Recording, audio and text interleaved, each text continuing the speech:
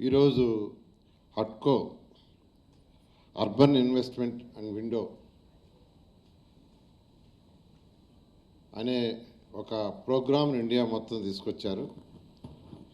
Urban investment window ఈ programme యాక్చువల్గా ద్వారా వారి యొక్క మెయిన్ ఆబ్జెక్టివ్ ఏంటంటే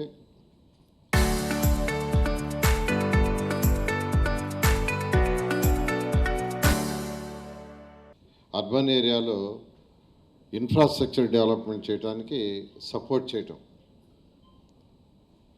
అంటే ఏ విధంగా చేస్తే అర్బన్ ఇన్ఫ్రాస్ట్రక్చర్ పెరుగుతున్న దానికి ఒక గైడ్లైన్స్ ఇవ్వటం. దానికి యాక్చువల్గా దేశం మొత్తం అన్ని రాష్ట్రాలు వాళ్ళు చేస్తున్నారు. ఆ నేపథ్యంలో ఈరోజు యాక్చువల్గా మన యొక్క ఆంధ్రప్రదేశ్లో ఈ కార్యక్రమాన్ని ఈ 2 రోజులు ఇవాళ రేపు వర్క్షాప్ చేయడానికి యాక్చువల్గా వాళ్ళు ముందుకు వచ్చినందుకు ప్రత్యేకంగా ఫస్ట్ వాళ్ళని అభినందిస్తున్నాను. Thank you very much sir for doing this workshop. మీకు అందరికీ తెలిసిందే, మనకి ఈరోజు రాష్ట్రంలో 123 మున్సిపాలిటీస్ ఉన్నాయి. అయితే మున్సిపాలిటీస్ యొక్క ఆదాయం అంతంత మాత్రం, మనకు వస్తున్న ఆదాయం అంతంత మాత్రం. బట్ చేయాల్సిన ఫెసిలిటీస్ చాలా ఉన్నాయి. గ్యాప్ తీసుకుంటే చాలా గ్యాప్ ఉంది. జనరల్గా ఎన్ని మున్సిపాలిటీలో పంచాయతీలను ఎక్కడైనా ప్రజలు కోరుకునేది ఏంటంటే దే వాంట్ ఫస్ట్ వాటర్, స్వచ్ఛమైన water, drinking water. That is the first. ఎందుకంటే హెల్త్ బాగుండాలంటే స్వచ్ఛమైన వాటర్ ఉండాలి. అదైన తర్వాత వాళ్ళు కోరుకునేది సాలిడ్ వేస్ట్ని డిస్పోజ్ చేయటం. ఎవ్రీడే వచ్చే హౌసెస్లో కావచ్చు, కమర్షియల్ కాంప్లెక్స్ కావచ్చు, హోటల్స్ కావచ్చు, స్కూల్స్ కావచ్చు, హాస్పిటల్స్ కావచ్చు, వచ్చే సాలిడ్ వేస్ట్ని ఏ రోజు కారోజు డిస్పోజ్ చేయాలి. అది డిస్పోజ్ చేయకపోయినా అనేకమైన రోగాలు వస్తాయి. నెక్స్ట్ వాళ్ళు కోరుకునేది యూజ్డ్ వాటర్. అంటే బాత్రూమ్ నుంచి, కిచెన్ నుంచి, టాయిలెట్స్ నుంచి వచ్చే వాటర్ని ఎవ్రీడే డిస్పోజ్ చేయాలని కోరుకుంటారు. నెక్స్ట్ అదైన తర్వాత రెయినీ సీజన్లో వచ్చే వాటరు ఎక్కడా స్ట్రక్ కాకుండా, రోడ్లు బ్లాక్ కాకుండా ఉండడానికి కోరుకుంటారు. నెక్స్ట్ చక్కటి రోడ్లు, నెక్స్ట్ లైట్స్. జనరల్గా ఎనీ సిటిజన్ కోరుకునేది అది. అది అయిన తర్వాత నెక్స్ట్ వాళ్ళకి కావాల్సిన కమ్యూనిటీ హాల్స్ కావచ్చు, స్కూల్స్ కావచ్చు, హాస్పిటల్స్ కావచ్చు, పార్క్స్ కావచ్చు, ఇంకా డిఫరెంట్ కోరుకుంటారు. అయితే మన మున్సిపాలిటీలో ఫస్ట్ బేసిక్ ఇన్ఫ్రాస్ట్రక్చర్ అయినటువంటి drinking water and used water బయటికి పంపించడం, రెయినీ వాటర్ని ప్రాపర్గా బయటికి పంపించడం, నెక్స్ట్ రోడ్స్, లైట్స్, ఇవి బేసిక్. నేను ఎప్పుడూ యాక్చువల్గా మన కమిషనర్కి, సెక్రటరీకి ఒకటే చెప్తాను, ఈ టర్మ్లో ఫస్ట్ ప్రయారిటీ 5కి ఇస్తాం. Drinking water, quality of drinking water and solid waste బయటికి పంపించడం, ఏది యూజ్డ్ వాటర్ దాన్ని బయటికి ప్రాపర్గా ట్రీట్ చేసి పంపించడం, ట్రీటెడ్ పంపించడం, నెక్స్ట్ రోడ్స్, లైట్స్. దీని దృష్టిలోనే యాక్చువల్గా ఈరోజు మన రాష్ట్రంలో తీసుకుంటే as on today water supply తీసుకుంటే 2385 2385 MLD అట్ ప్రజెంట్ మనం ఇస్తున్న water, treated water. Still there is a gap of 1327 MLD. But దాన్ని చేయటానికి వీ నీడ్ 17,395 crores. ఈరోజు రాష్ట్రంలో ప్రతి హౌస్కి ట్యాప్ కనెక్షన్ ఇవ్వాలంటే we need 17,394 crores. That is estimation. దాంట్లో ఈరోజు already we started projects for 12,395 crores. అది అమృత 2.0 కావచ్చు, అమృత 1.0 కావచ్చు, UIDF కావచ్చు, ఏషియన్ ఇన్ఫ్రాస్ట్రక్చర్ ఇన్వెస్ట్మెంట్ బ్యాంక్ కావచ్చు. వీటన్నిటి ద్వారా as on today 12,395 crore work grounded. Still there is a gap of another 5,000. Still there is a gap of another 5,000 we need for to give 100% connections. Next, UGD as on today, 3,220 kilometers network is there. UGD. Still we need 24,440 kilometers. 24,440. For that we need 24,000 crores. UGD almost for every 1 kilometer we need 1 crore. ఈ స్టేజ్లో దాన్ని యాక్చువల్గా మనం చేసే స్టేజ్లో ఫైనాన్షియల్గా తీసుకుంటే ఈ స్టేజ్లో కొంత చేయగలం, కొన్ని ఏరియాలు యాక్చువల్గా యూజీడీ చేస్తున్నాం. ఈ 24,000 మనం ఖర్చు పెట్టాలంటే అట్ ప్రజెంట్ ఫైనాన్స్ లేదు.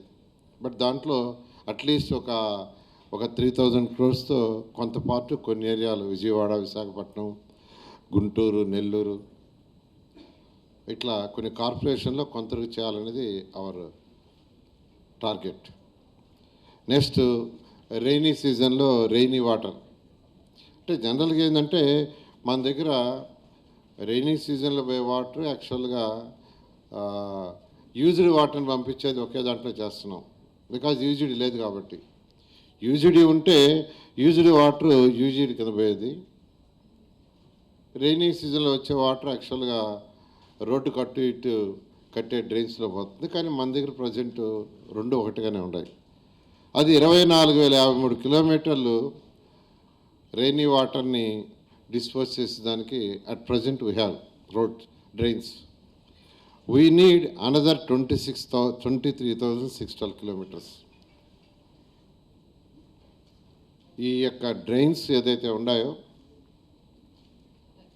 యూజ్డ్ వాటర్ పంపించేవి రెండు ఒకటే అట్ ప్రజెంట్.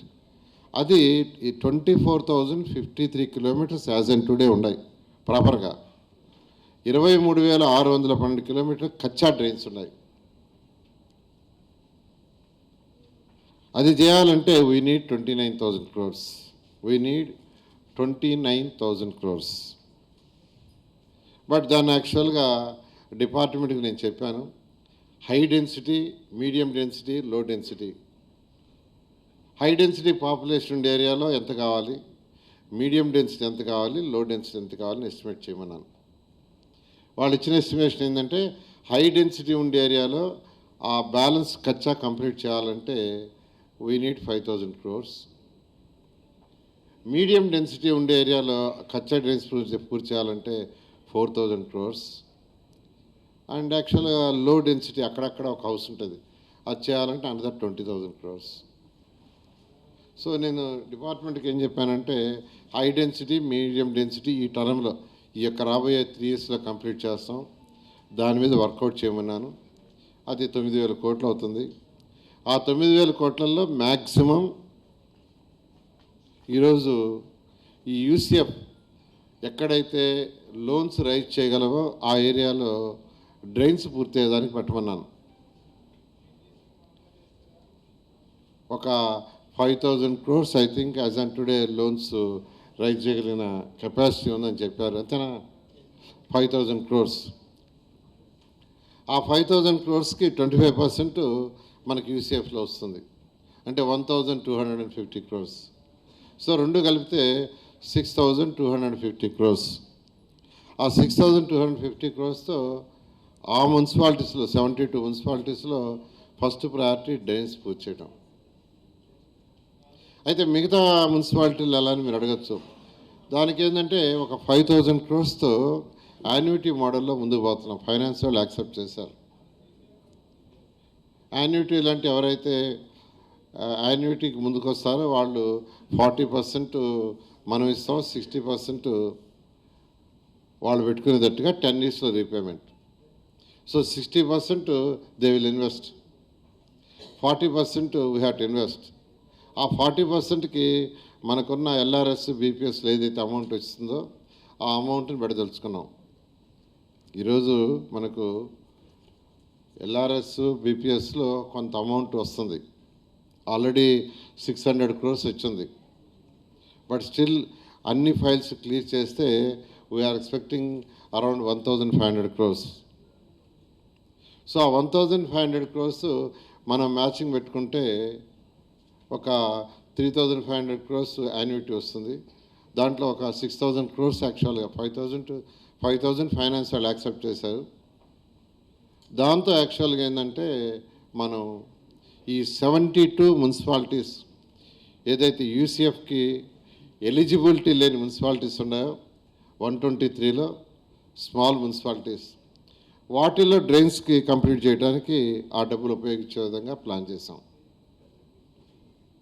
ఏదైనా మనం ప్లాన్ చేసే ఫైనాన్షియల్ ప్లానింగ్ మీద మన మున్సిపాలిటీస్ డెవలప్మెంట్ ఉంటుంది. అంటే డబ్బులు లేవు, స్టేట్ గవర్నమెంట్ ఇచ్చే పరిస్థితులు లేదు.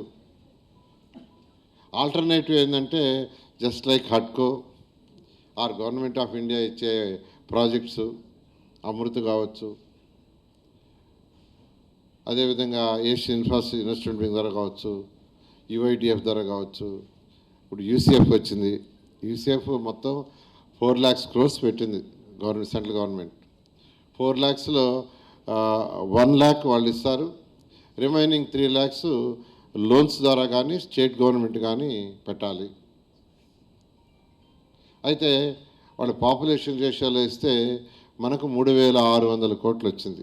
మన స్టేట్కి వాళ్ళు 3,600 కోట్లు యాక్చువల్గా ఇస్తున్నారు. మన షేరు 10,800 కోట్లు ఉండాలి, 10,800 crores.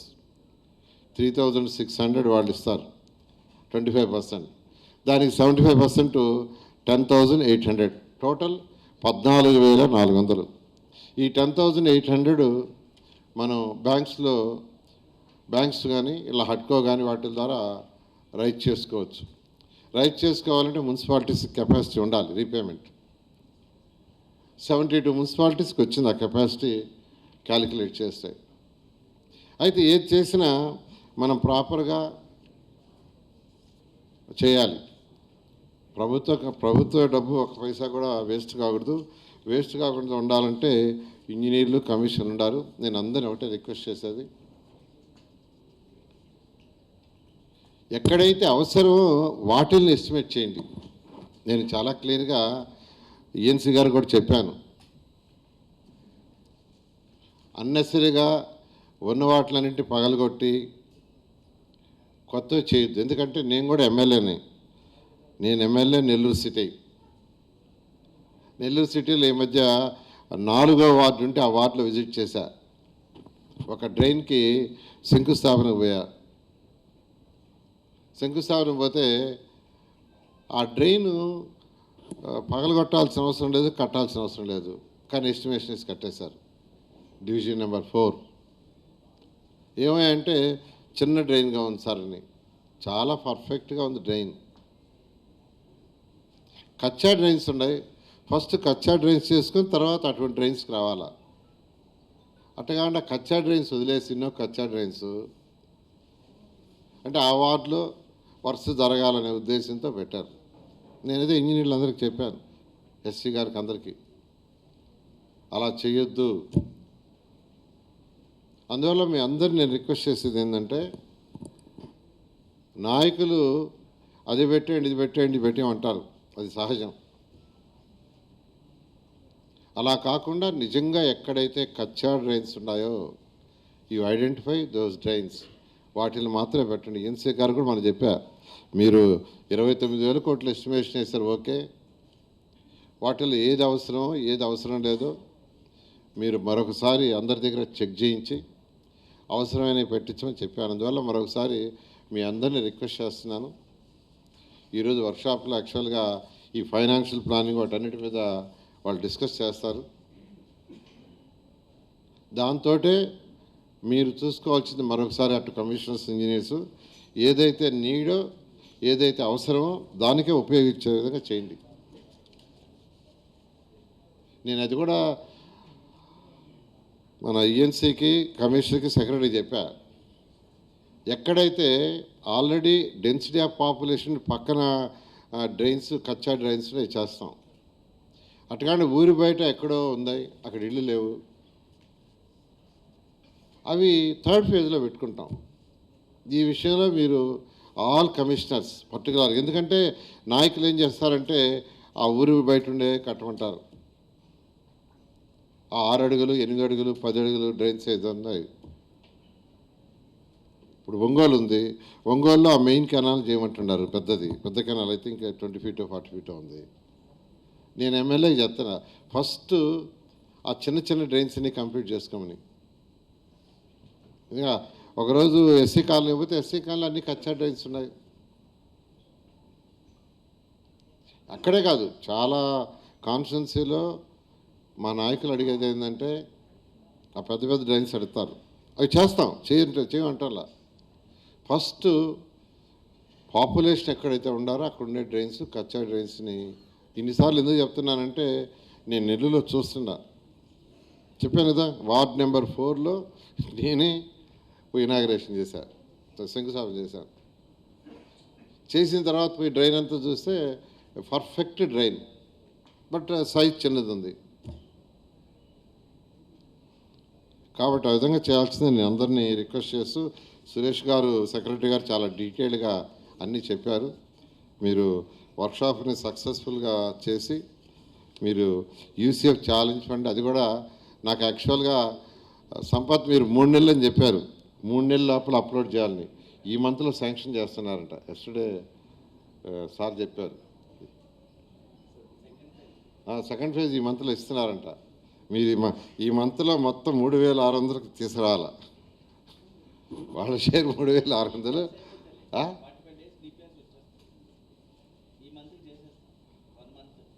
ఆల్రెడీ డిపిఆర్ చేసినారు కదా ఈఎన్సీ గారు. అవే ఈ మంత్లో మీరు శాంక్షన్ చేయించాలా. ఓకే. సో ఎందుకంటే మనకు మీరు మున్సిపాలిటీస్లో మీకు మిగిలే డబ్బులతో ఇవన్నీ చేయలేరు. ఎంత మిగులుతుంది? కొన్ని మున్సిపాలిటీస్లో 5% మిగులుతుంది, అది రన్నింగ్ ఎక్స్పెండిచర్ పోగా. క్యాపిటల్ ఎక్స్పెండిచర్కి 5% ఉంటుంది, కొన్నిట్లో 3%, కొన్నిట్లో నిజం చెప్పాలంటే నగర పంచాయతీలు అయితే -10%, -20%, -25% కూడా ఉంటుంది నగర పంచాయతీలో కొన్నిట్లో. కాబట్టి ఇటువంటి ప్రాజెక్టులని మనం మ్యాక్సిమం యూటిలైజ్ చేసుకుంటే పబ్లిక్కి బేసిక్ ఇన్ఫ్రాస్ట్రక్చర్ ఇవ్వగలం. దాని మీద ఫోకస్ చేయండి. తర్వాత కమిషనర్స్ అందరూ వచ్చారు కాబట్టి, రెయినీ సీజన్ ఎంటర్ అయిపోయింది కాబట్టి సిల్ట్ మీద ఫోకస్ చేయండి. సిల్ట్ మీద మీరు అందరూ ఫోకస్ చేయాల్సిందిగా మరొకసారి రిక్వెస్ట్ చేస్తూ, ఈరోజు ఇంత మంచి ప్రోగ్రాం ఏర్పాటు చేసిన హట్కో సిఎండి గారికి, వాళ్ళ స్టాఫ్కి, మరియు ఈ మున్సిపల్ అధికారులందరినీ కూడా నేను ప్రత్యేకంగా అభినందిస్తూ, ఈ యొక్క కార్యక్రమాన్ని 2 రోజులు బాగా సక్రమంగా చేయాలని మరొకసారి కోరుకుంటూ సెలవు తీసుకున్నాను. Thank you. Kumar, Commissioner CDMA, officers from the ULB, Government of Andhra Pradesh, and other friends. It gives me immense pleasure to be here. And since this is the first regional workshop that we are overtaking, and I would like to thank the UD department for taking the step of UCF forward. In fact, the state of AP is much progressed before the launch of the UCF guidelines. The state is such that the awareness level is very high. The projects were already there, and there was a awareness that the UCF fund is coming, and I'm sure that the state of Andhra Pradesh, under the leadership of Minister Sir and the committed Honorable Chief Minister Sir, the state will take the benefit of this Urban Challenge Fund. But I can tell you, my friend, that has already been elaborated by Mr. Suresh Kumar, that this fund is a Urban Challenge Fund. So there is a challenge in between urban and the fund.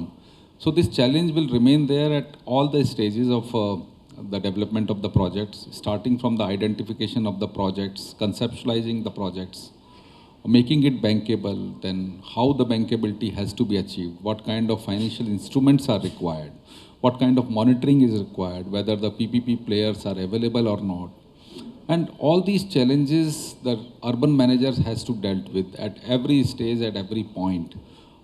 So with this concept, HUDCO has came out, and it is beyond the lending, that because lending we are doing anyway across the country. So this is a step that HUDCO has taken, which is beyond the lending, and we are working as a developmental partner with the states.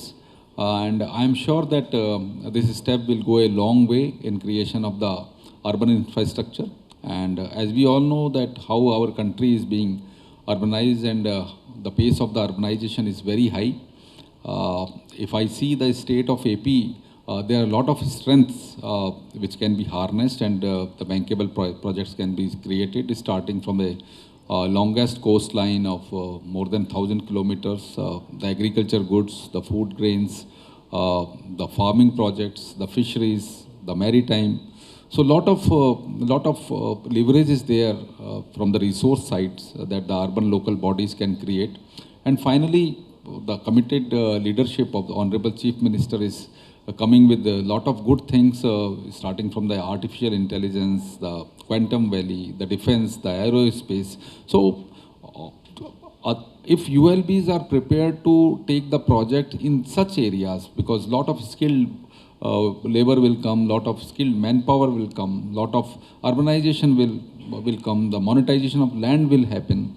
So all these things are the good opportunity for the ULBs to integrate their resources, to leverage their resources, to identify their key economic driver, and around the key economic driver, if they can start making their projects. And the UCF is coming with a 25% grant from the central government, and the state is also prepared to contribute their own share. And for a lot of projects, we can identify the PPP players, because we all know that if the private sector player will come as a stakeholder, the stakeholding, then the sustainable operation and maintenance of that kind of projects will come, and these projects will further amplify, will further multiply the impact on the economy. And state of Andhra Pradesh is the fastest growing, and they are growing larger than the national average, and the way Amravati is coming up. So there is lot of leverage that